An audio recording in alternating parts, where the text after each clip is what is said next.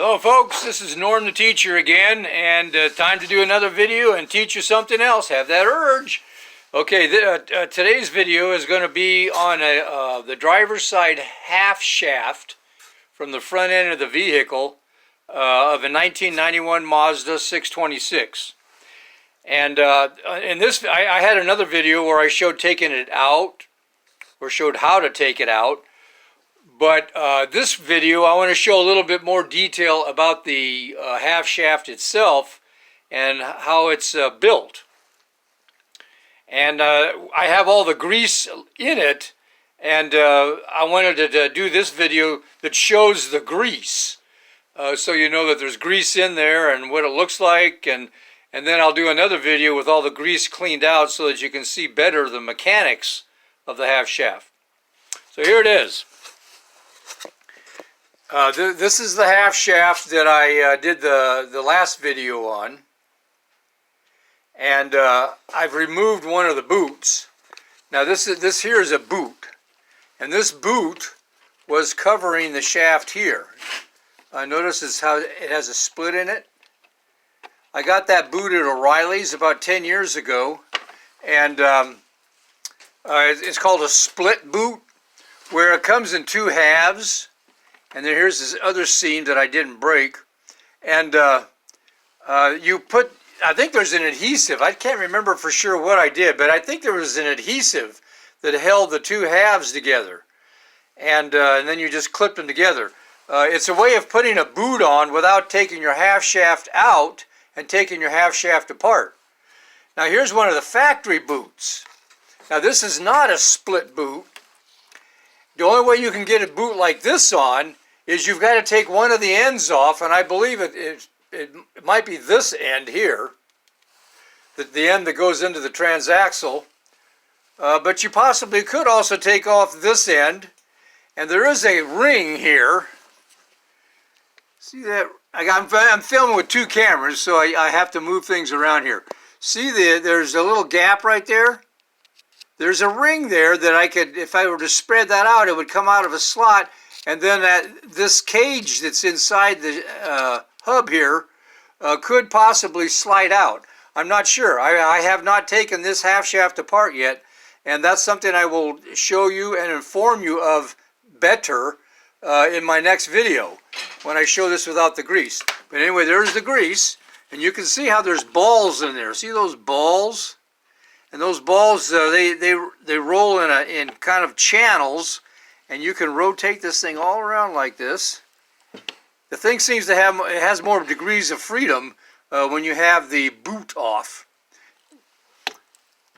And then on the other side, this is the side that goes into the transaxle. This side comes off very easily. You can see that I have the boot slid back, and you can see all the sloppy grease in there. That's grease that I put in there about 10 years ago when I rebuilt the transmission on this car. Now notice on this one how easily it comes apart. You can just pull the thing off. Well, here I gotta put the camera down and rotate this around so you can see. Get my glass of water out of the way.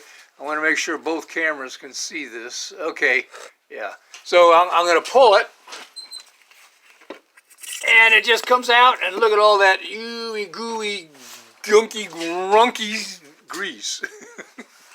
Okay, well, that grease is a good thing. That keeps the half shaft from wearing out. But it just pulls out. And here's a close-up of it. There's no balls in this one. There's probably balls inside these bearings, but there's no balls that are visible like on this end. This is the end that attaches to the wheel.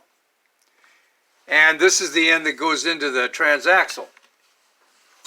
Now, on the transaxle, when you remove a CV joint from a transaxle, the last video I showed is I had that special tool that I made, and it hooked behind here, and it pulled this half shaft out.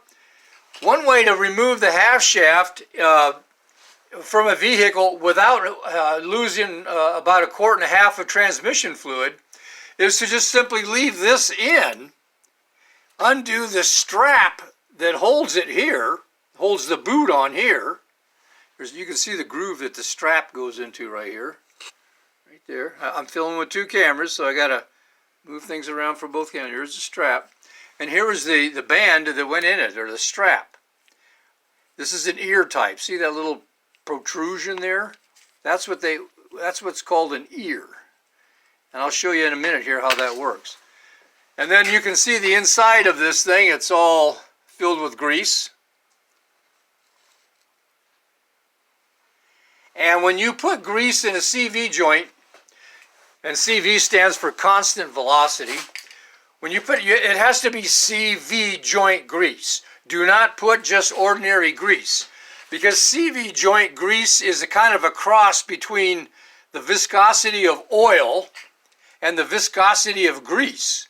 It's kind of runny. Notice here when I put my finger on here that this kind of drips. It has a slow drip. And that's good for CV joints, because a CV joint, you have to have it constantly lubricated. You cannot have if you use solid grease in here, what would happen is a cavity would form inside there, and then that cavity would remain as a cavity, and then the CV joint would not have much of any grease. It has to be kind of runny, but not as runny as oil, but runnier than grease. So when you put grease in there, it gets CV joint grease. Okay, now the band. This is where this band was before, and it clamps around here, right about in this area. There's a special tool that you use with these ear-type clamps, and it's this tool right here. You spread it open, get both cameras. Then when I close it, it does that. When I open it and close it, other camera here. Close it. Okay, I got this tool at O'Reilly's about 10 years ago. Here's the package that it came in. There's a close-up of the number in case you want to ask them about it. Another camera here. I just got my camera strap and all that grease. Yuck. Okay, so there's the part. And might as well give you the USB right there.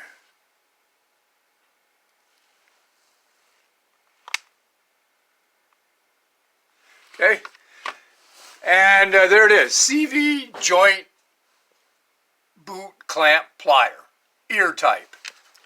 Now, as far as the way these ear types work, I got to put my camera down again and show you this here. The way you tighten these is when you get the clamp, it doesn't have that much of an ear. There's a tab here that goes into a slot. Right there. Right there, that tab. And then there's another tab that sticks up on this end. Sticks up on that end. Right there. Okay.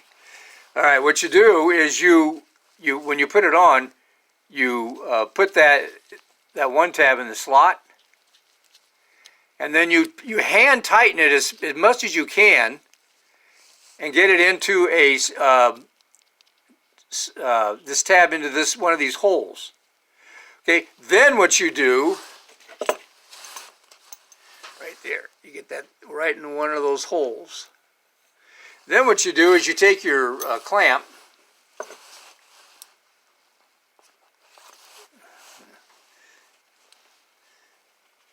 and you grab it on the ear like this, and then you squeeze it. And it makes the ear more deeper yet. And when you do it, it pulls the thing shut. It pulls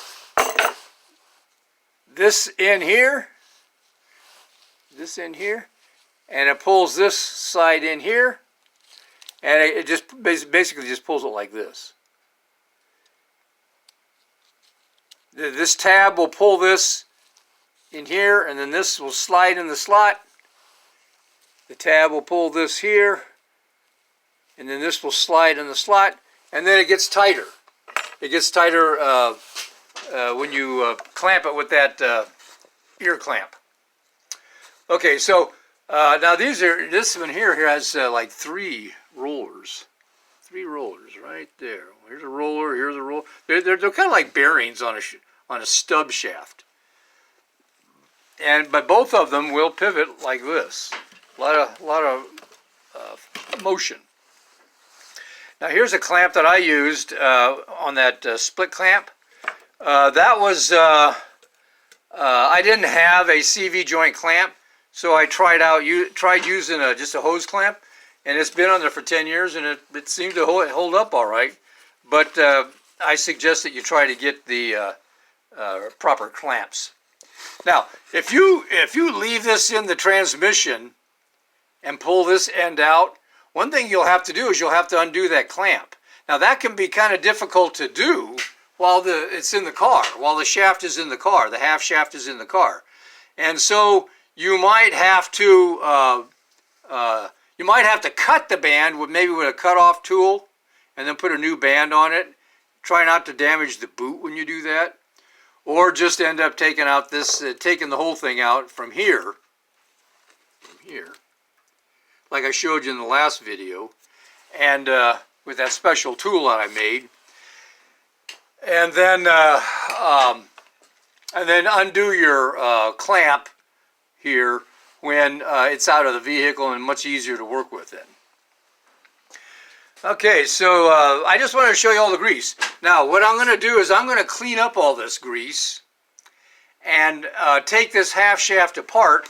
I don't know for sure how this comes off, but I'll figure it out. I always seem to figure it out. And I'll show you that disassembled also in the next video. But I just wanted to show you all the grease and stuff that's in there, and that's it basically for this video. So again, Norm the teacher, thanking you for watching. I'll give you a salute, and I'll sign off now, and I'll see you in the next video.